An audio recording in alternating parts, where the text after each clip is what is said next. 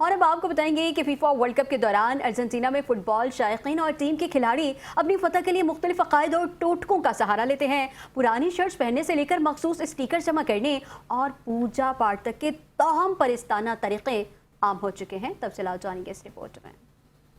FIFA world cup 2026 کے final match سے قبل ارجنٹائن میں توہم پرستی عروج پر پہنچ گئی۔ شائقین نے خوش قسمتی کے لیے عجیب و غریب رسومات کو اپنا لیا۔ بیونس آئرس کے علاقے لینیریس سے تعلق رکھنے والے 48 سالہ اندریس گوزالیس کا کہنا ہے کہ میچ کے دوران کوئی بھی شخص اپنی جگہ نہیں بدلتا۔ ان کے مطابق اگر کوئی شخص باتھ روم گیا ہو اور اسی دوران ارجنٹائن گول کر دے تو اسے میچ ختم ہونے تک وہیں رہنا پڑتا ہے، کیونکہ وہ اسے خوش قسمتی کی علامت سمجھتے ہیں۔ ارجنٹائن کے صدر جاویر میلی نے بھی اعتراف کیا ہے کہ وہ ورلڈ کپ کے دوران اپنی مخصوص روایات نہیں توڑتے اور ہر میچ صدارتی رہائش گاہ سے ہی دیکھتے ہیں۔ 65 سالہ ایسٹیلا وارگاس کے گھر میں ہر میچ کے دوران خاندان کے تمام افراد ایک جیسے کپڑے پہنتے ہیں، ایک ہی نشست پر بیٹھتے ہیں، جبکہ ان کا پالتو کتا میچ کے دوران گھر سے باہر رہتا ہے۔ چونکہ کتا انگلش بل ڈاگ نسل کا تھا، اس لیے اسے ارجنٹائن کی جرسی پہنائی گئی، لیکن اسپین کے خلاف میچ میں اسے ہر حال میں باہر رکھا جائے گا۔ اسی طرح ایک اور خاتون گریسیلا کمپوز کے گھر میں ان کی ساس میچ کے دوران کمرہ چھوڑ کر باورچی خانے میں نیلے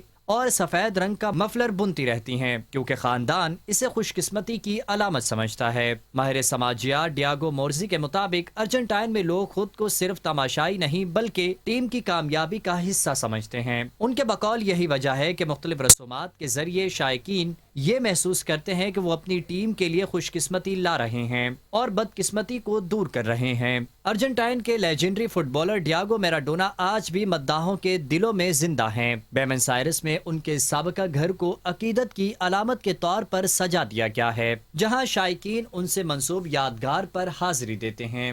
بعض مداح اب بھی پرانی روایت کے مطابق مخالف ٹیم کے کھلاڑیوں کی تصاویر یا اسٹیکرز فریزر میں رکھ کر اپنی ٹیم کی کامیابی کی دعا کرتے ہیں۔